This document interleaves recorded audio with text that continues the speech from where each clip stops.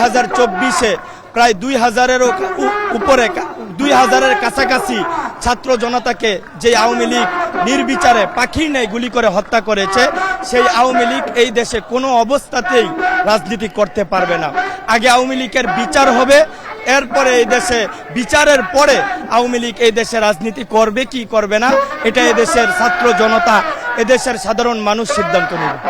আমরা যারা এখানে উপস্থিত আছি সবাই চট্টগ্রামের জুলাই আহতরা আমরা গতকাল রাতে রওনা দিয়ে এখানে এসে পৌঁছেছি।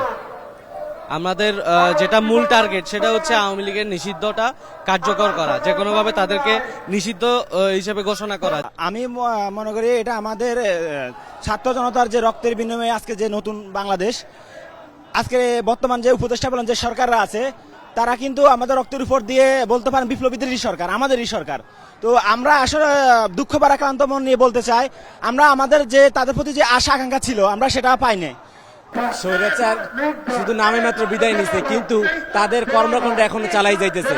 কারণ দেখা যাচ্ছে যে এই স্বৈরাচার বিদায় নিচ্ছে প্রায় 8 মাস বা 9 মাস হয়ে গেছে, কিন্তু এই স্বৈরাচারের বিচার এখন পর্যন্ত এই অন্তর্বর্তী সরকার এখনো করতে পারেনি, যার কারণে এই ছাত্র সমাজ বা বাংলাদেশ সাধারণ মানুষের উপর বিভিন্ন জায়গায় হামলা হচ্ছে।